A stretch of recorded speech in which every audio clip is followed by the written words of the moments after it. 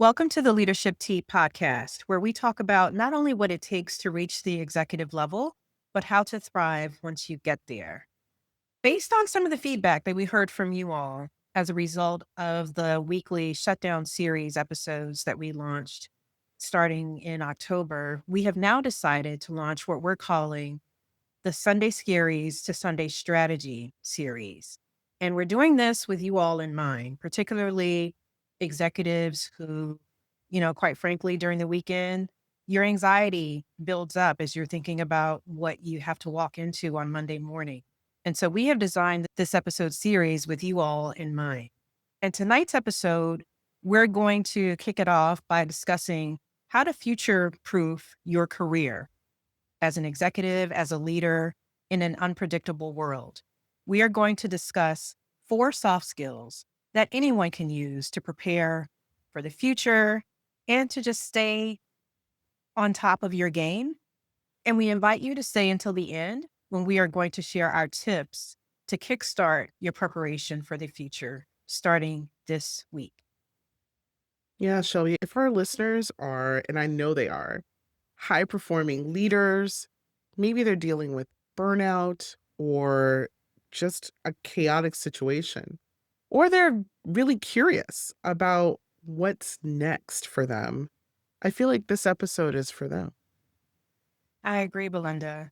And I would just underscore that every major leadership breakthrough in my life over the span of my career came from learning skills before I needed them. Yeah, that makes sense. I feel the same way. And so maybe before we jump in with our soft skills that we think are critical, we should first define what does future proof actually mean to people? And I'm happy to start. I would offer that one thing that it's not is it doesn't mean that you have to be perfect or that you have to be invincible. Rather, perhaps it's about being prepared and adaptable and thinking strategically about how you can move forward. It's about being prepared. And I think it's also important to keep in mind that you don't necessarily have to wait for a magical moment to think about when it's time to pivot or to expand your skill set. Any moment is okay to pivot. And I often think that leaders can underestimate how much leadership skills that they already have from the time that you enter a career profession. As you're progressing, you're already building the building blocks for what you need to advance and be ready for the future. And I would just reiterate that don't underestimate yourself as you're thinking about future proofing yourself and as you reflect on the skills that we're about to share. So, do you want to go ahead and kick us off, Belinda? Sure. I think I want to start with this idea of digital fluency because I think it speaks to the elephant in the room. Everyone's talking about AI this and technology that. I don't think that there's an expectation that you become suddenly an engineer, but rather that at the most senior level, you understand the technology well enough and its capabilities well enough, particularly when we're talking about AI, to be able to help lead people who are using it, to help them be strategic about their usage, to help find efficiencies where it can be deployed. I think that's one piece of the digital fluency puzzle. The other piece is just being aware of new technologies and new innovations. And again, not necessarily being expert, but trying them. I've sometimes run into executives who are, in some ways, proud of their lack of digital understanding of things. I don't watch TV. I don't have a social media presence. I don't use AI. And there, we're coming to a point where hiding from the technology or saying you don't trust it or you don't like it or it's just a fad is going to keep you out of key rooms.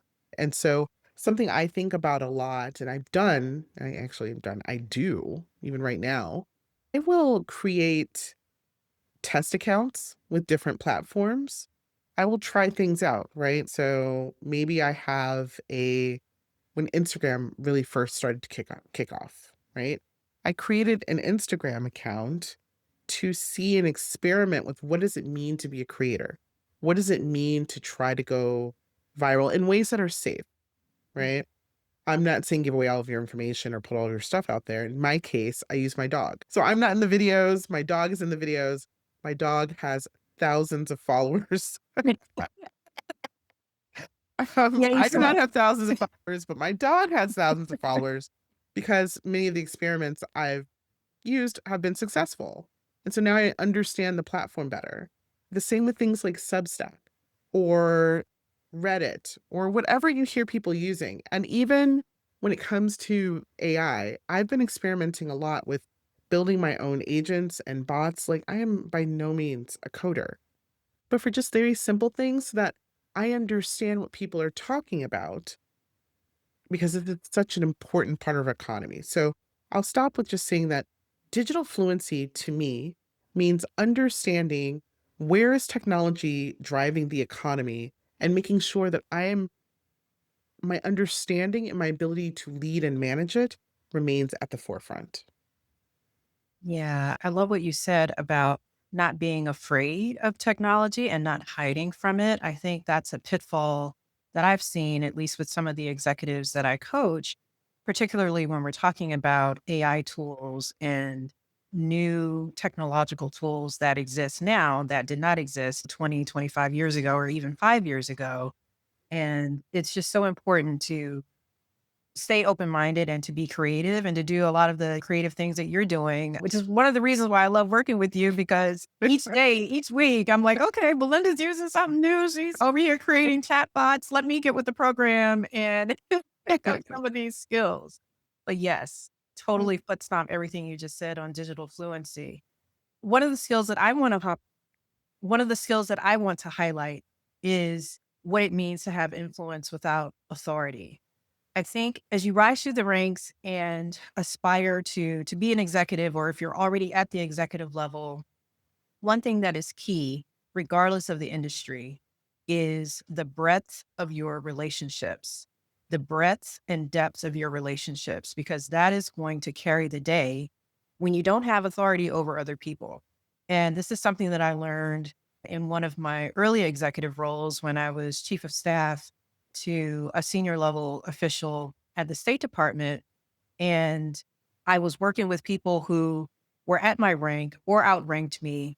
And it was an interesting dynamic because it was a new administration and there was a lot of politicking that was going on, not just in terms of the political agenda that the White House was trying to implement, but a lot of political jockeying, which exists in every industry, whether you're in government or in corporate.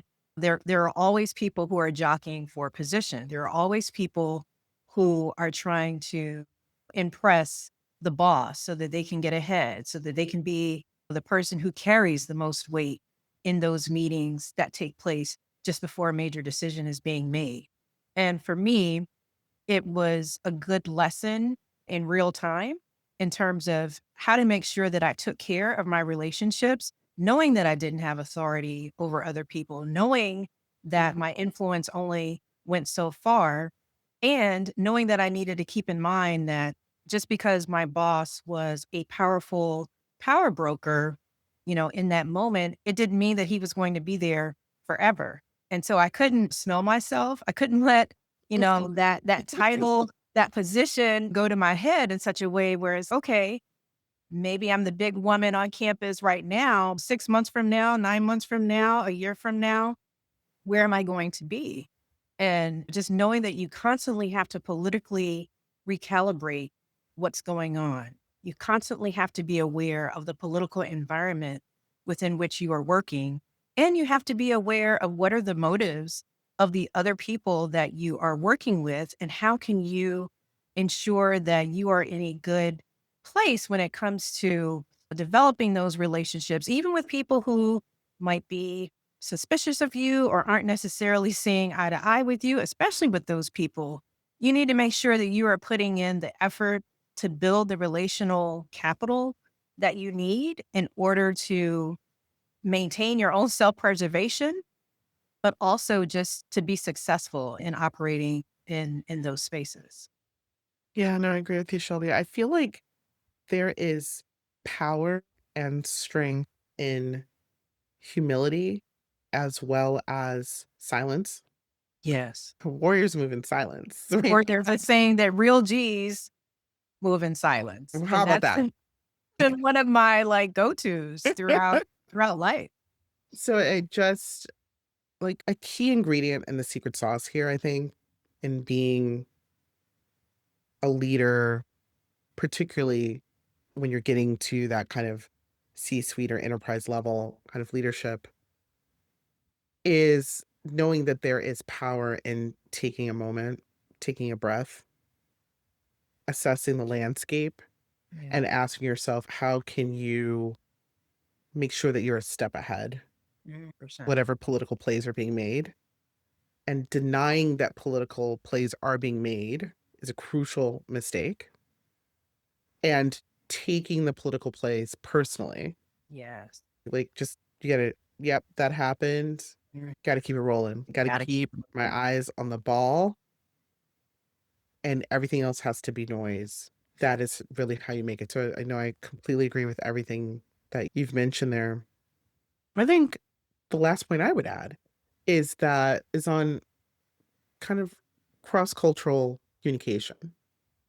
And I don't know if it's the most popular thing right now, but the reality is many of our industries are international, and much of what we need to do has to happen across borders. And the AI is not necessarily at a place where it's going to help you or it's going to do that for you. It's going to manage your team in another country in a culturally sensitive way or in a way that motivates them.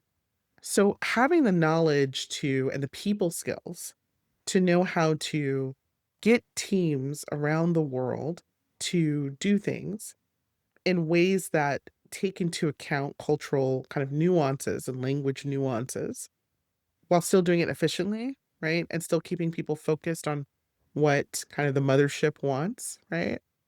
Is a skill and is one that has to be practiced. And the way that you motivate your team in the country that you happen to be living in is unlikely to motivate your team halfway across the world. And I think this is really important as we look at there are some really critical industries that are going to require this skill. People have been talking a lot about critical minerals, or people have been talking about different mergers and acquisitions across industries. Like, you're not going to get the bang for your buck. You're not going to deliver for shareholders if you don't know how to get your teams around the world to work together.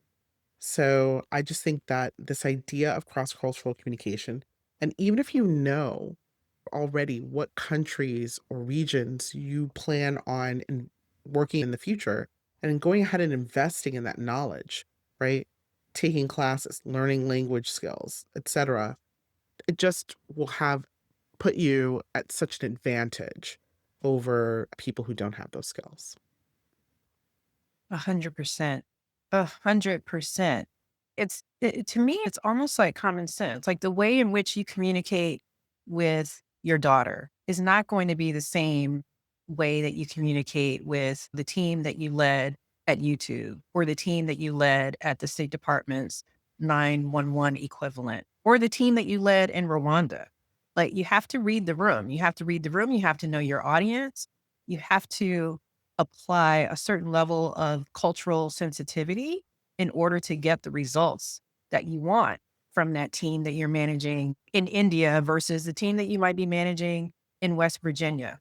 I just think that you made some really critical points on the value of cross cultural communication and knowing how to communicate. I think it's something that we're losing, quite frankly, in society. People don't know how to talk to each other and they don't know how to adjust their messaging in a way that's appropriate for the person that they're talking to. Yeah. And also how to listen to each other, right? Yeah, People will say things in ways that don't, you have to ask yourself, like, what were they really communicating to me? exactly. Or what's not being said. How about that? Because what's not being said sometimes is just as important as what is being said. I agree. So, the last point, the fourth point that I want to raise is a skill that we're calling purpose driven career design. What do I mean by that? In layman's terms, sometimes you can stay too long. Sometimes we overstay our welcome.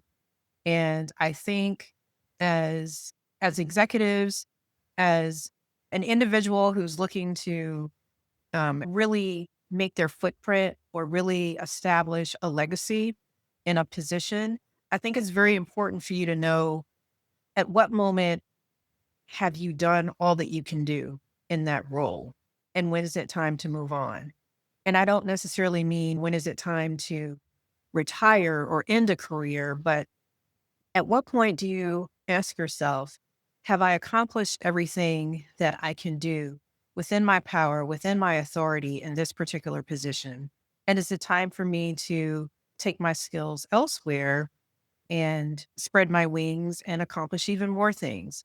And I experienced this in a role at the State Department when I was working at our Foreign Service Institute, and we were implementing a massive change management process in order to establish a new unit within the institute that would really take a hard look at adult learning and the rigor of our academic instruction and delivery. And it was a humongous effort in terms of building committees that would be focused on implementing the change and having what we called change champions, because change is hard in the best of circumstances and it can be difficult to bring people along even when you're clear in your vision and clear in communicating what it is that the change is going to produce and why it's necessary to have that change in the first place. But we were very intentional and very thoughtful in creating an infrastructure to make sure that people understood the change, the how, what, when, where, and why of the change. And once we did all of that, I asked myself, okay, what else is there for me to do? How can I have my personal footprint or thumbprint on other things that the institute does going forward?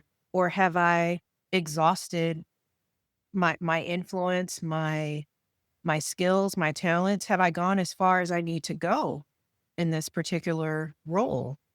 And I think that's just a critical question to ask yourself, especially as you're trying to align where you are with where the institution you're working at is going or where they are in their maturity level. And this is just a natural, to me, it's not a bad thing. It's a natural progression as you are continuing to build your leadership skills and continuing to find your footing as an executive. If you're not asking yourself, where am I in relation to my organization, my team, et cetera, then you're probably missing some critical intel in terms of your own professional growth journey. And so I think that's a very important aspect and component of really future proofing your career. Just knowing when is it time to move on. And that's not to say that you want to take any sort of premature knee-jerk decisions. Okay, I don't like how this is going, so it's time for me to be out. That's not what I'm saying at all. But really look at, have I accomplished my goals, the objectives that I set for myself, the objectives that my team and I have decided were important for this institution. And then ask yourself, is there more that I can do? Is there more that I can contribute? Is there more that this organization needs from me before I move on? And yeah, I think that's an important skill as you think Yeah, about calling it growing. no, that's brilliant. Calling it purpose driven, right? And really framing around that, I think is really helpful. And it's something I wish I had done earlier in my career because you reach points where you're like, I have worked really hard to get to this space, but it's still not fulfilling. It's still not, something's not right. I'm not happy, but I Yeah. should be. And I wish I had had the language of saying, yes, I've achieved this, but if I'm living in my purpose and moving forward in my purpose, it is okay to make a shift elsewhere. My purpose is drawing me elsewhere. Yeah. I'm going to achieve those same heights. I'm gonna get the promotions. I'm going to be in the right rooms. I'm going to lead the types of teams that I want to lead. But I think sometimes we get stuck in feeling like we should be thankful for what we have, even when Mhm. it's not fulfilling our purpose or feeding us anymore. And Or sometimes we get scared yeah, to name our purpose. It's like we know within us, we know within our heart and our soul, this is what I'm meant to do. yeah, And we get distracted by the outside voices saying, oh, but you're supposed to be doing this. You're supposed to be doing that. Instead of really being attuned to what's within us and what that thing is calling us to do. I completely agree. So, with that said, Shelby, we've given folks our four kind of soft skills that we think are really critical to this Yeah. process, whether it's having a purpose driven career, being prepared for cross cultural communication, influencing without authority, and also having that digital fluency that's going to be critical in the years ahead. I think the next question is, how should people begin to start this future proofing process? Like, how do you start building those types of skills, like, right now, this week? So we call on you to identify at least one skill, one of these four skills that we just discussed, something that you can begin working on right now to begin future proofing your career between now and the end of the year.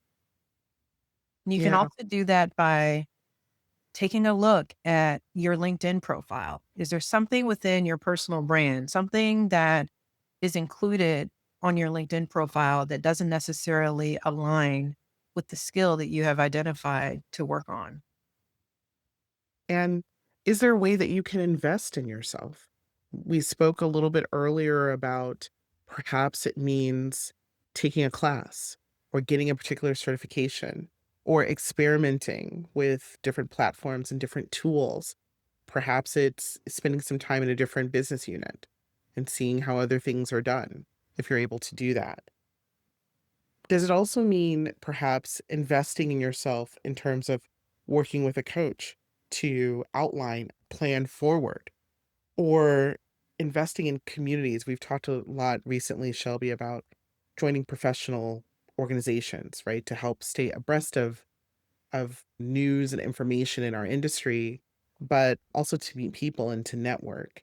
And I know that many of our listeners know that we have a version of that here in Leadership Tea with our Leadership Lounge, which we'll link to in the show notes. I think that our first few sessions have been really successful in helping people build a community and start to talk about some of these challenges.